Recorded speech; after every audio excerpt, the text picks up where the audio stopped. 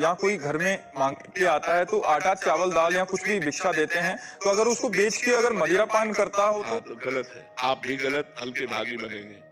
इसीलिए हम प्रयास से प्रार्थना करते हैं, कोई मांगने आता है रोटी दाल पालो, आप ठंडी लग रही है आपके पास कपड़ा नहीं तो लो हमारी जैकेट ले लो, पहन लो। आप अगर बीमार हो तो चलो मैं औषधि दिला दूं तुम्हें।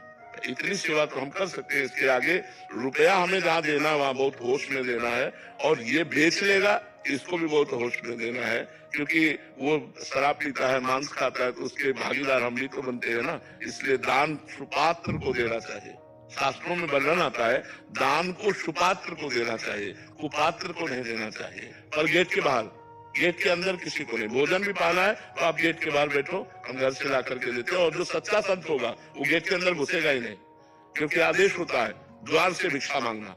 द्वार के अंदर घर में प्रवेश करने के लिए गुरुजन निषेध करते हैं कि किसी भी गृहस्थी के घर में प्रवेश मत करो। उसके दरवाजे पर जाकर राधे श्याम बोलो, जोर से आवाज बोलो, वो जो दे दे भिक्षा वो लेके चले। अगर बोले तुम्हें श्राप लगेगा, अगर इतनी सामर्थ्य होती तो घर घर भटकते काहे को।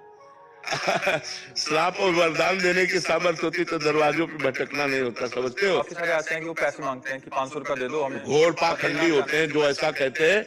ये वृंदावन में दर्शन हुए थे, किसी ने एकदम से आपसे बोला, मतलब ये अगर नहीं करोगे तो ये आपके साथ कष्ट होगा।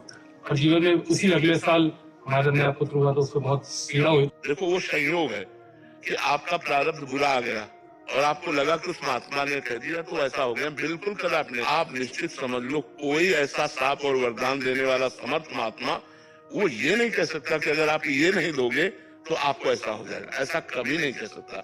मांग सकते हैं, ऐसे भी महापुरुष भी होते हैं जो भिक्षावृत्ति से आते हैं, तो वो बहुत संतोषी होते हैं।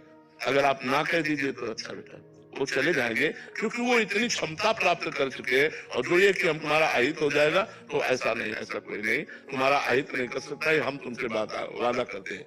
हाँ, गृहस्थ धर्म में एक आतिथ्य धर्म है, आई हुई अतिथि का सत्कार करना, अपने दरवाजे पे जो मांगने आया है उसका आदर करना। तो हम प्रिय वचन तो बोल सकते हैं। पहला आदर होता है प्रिय वचन, राधे श्याम, हाथ जोड़ लिया, राधे श्याम, आइए आइए, क्या सेवा करें, हमें 5000 रुपया दे दो। नहीं, पानी पियोगे आप, भोजन पाओगे, नहीं, फिर हम रुपया नहीं दे, खत्म खेल।